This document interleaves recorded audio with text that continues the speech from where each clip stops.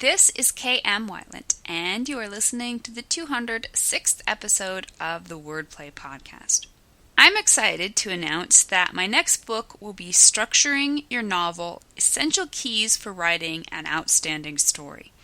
This book will follow up outlining your novel by exploring structure from the top down, story to scene to sentence. We've talked about many of these subjects in earlier podcasts, and I've had a blast digging even deeper, fleshing things out, and providing a guide to the sometimes bewildering but always insanely rewarding world of story structure. The book is scheduled for release on September 1st, 2013. Mark your calendars and stay tuned. Plenty more goodies coming up between now and the launch. The July issue of my e-letter hit inboxes last week. It included more drawing winners, the article How to Write a Purposeful Theme for Your Story, and my response to a subscriber's question about how to begin a story before your inciting event. If you're not receiving the e-letter and would like to, you can sign up for my mailing list on my website at kmweiland. That's weiland.com/mailing-list.php.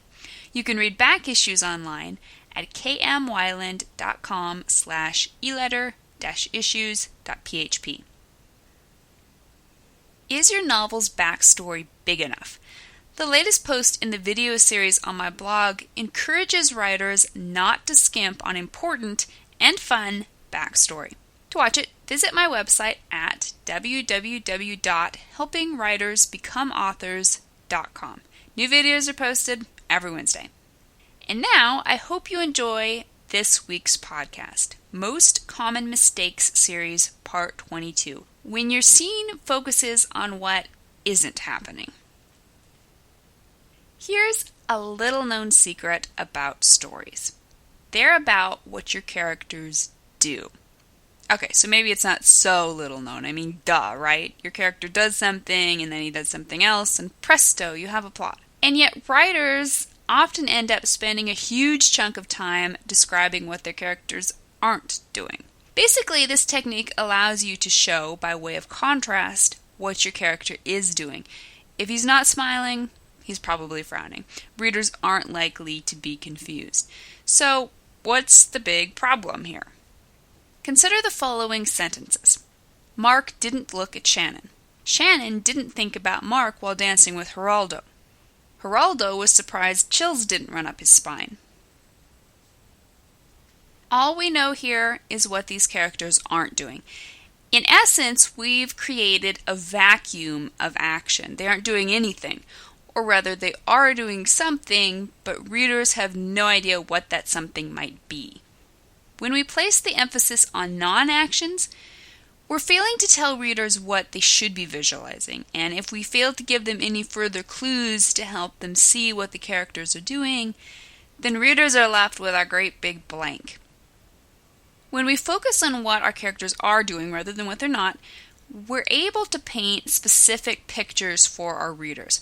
Consider our rewritten examples.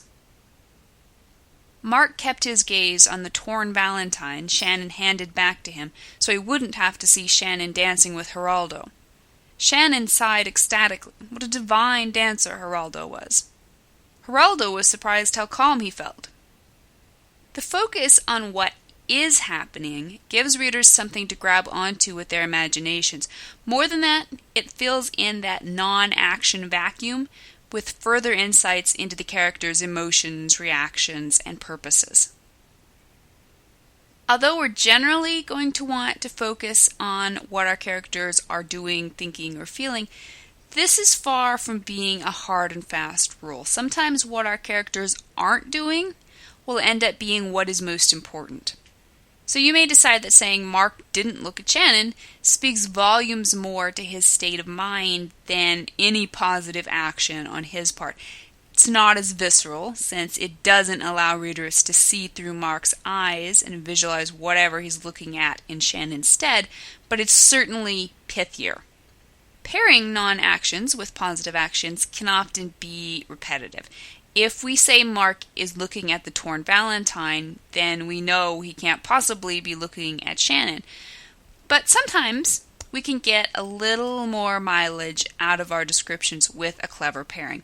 If you want the emphasis to be on Mark's efforts to avert his eyes, but you also want to give readers something positive to visualize, you can piece the two together. For example, Mark didn't look at Shannon dancing with Geraldo. He fingered the ragged edge of the valentine she had torn and shoved back in his face. So here's the bottom line. Keep readers focused on what's happening, except when what's not happening is legitimately more important to their understanding and experience of your story. Thank you for listening to the Wordplay Podcast. To read a transcript of this episode, you can visit my website at helpingwritersbecomeauthors.com. And be sure to check back again next week.